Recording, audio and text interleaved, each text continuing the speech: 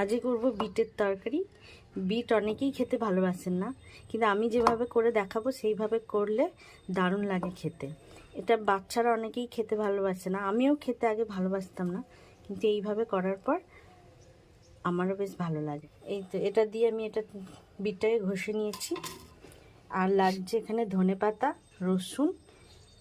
রসুন কুচি, মানে 6টা মতো রসুন কোয়া নিয়ে কুচিয়ে নিয়েছি, লঙ্কা, আর লাগছে আমি একটু আলু। আর এই কড়াইশুঁটি তো দিতেই হবে। আলুটা আমার ছেলের জন্য দেবো, কারণ ছেলে আলু না হলে এটা খেতে চায় না, তা আলু দিয়েও ভালো লাগে খেতে। চলুন, কড়াইয়ে একটু সর্ষের তেল দেবো, অল্প করেই দেবো, বেশি তেল দেওয়ার প্রয়োজন নেই। আর আমি তেল এমনিও কম দিই রান্নাতে। ফোড়নে দেবো কালো জিরে,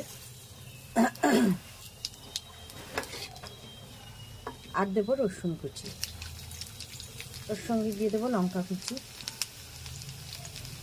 রসুনটা একটু সামান্য লাল হয়ে এলে এবার দিয়ে দেবো বিটটা।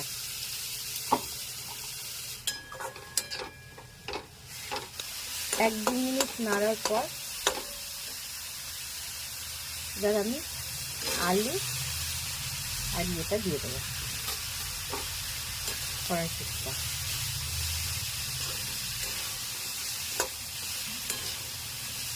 এবার পরিমাণ মতো নুন দিতে হবে, একটু হলুদ দিতে হবে, একটু সামান্য চিনি দিতে হবে।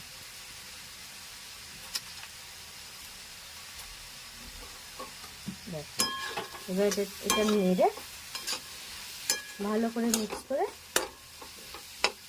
একটু ঢাকা দিয়ে রেখে দেবো। 2 মিনিট ঢাকা দিয়ে রাখার পর আমি ধনেপাতাটা দিয়ে দেবো। চলুন এবার ঢাকাটা খুলি। 5 মিনিট ঢাকা দেওয়ার পর আমি ঢাকাটা খুলছি। গ্যাসটা কিন্তু একদম আস্তে করে রাখতে হবে, কারণ এতে এক ফোঁটাও জল দেওয়া যাবে না, এটা একটু ভাজা ভাজা টাইপের হবে। এবার জল যদি অনেকে তাড়া থাকে দিতে পারেন, কিন্তু জল দিলে টেস্টটা কিন্তু নষ্ট হয়ে যায়। তাই জন্য ভাজা ভাজা করতে গেলে একটু ঢাকা দিয়ে গ্যাসটাকে আস্তে করে ঢাকা দিয়ে দিয়ে করতে হবে। আমি টানা 5 মিনিট এখন ঢাকা দিয়ে রেখেছিলাম। দেখুন আলুগুলো অনেক গলে গেছে, আলুও গলে গেছে, আর রান্নাটাও কমপ্লিট হয়ে গেছে। আপনারা এইভাবে একবার তরকারিটা করে খেয়ে দেখতে পারেন। রান্নাটা কমপ্লিট, আপনারা খেয়ে দেখবেন। রুটি, পরোটা, ভাত যে কোনো কারোর সাথেই ভালো লাগবে। একবার করে খেয়ে দেখতে পারেন, দারুণ লাগবে।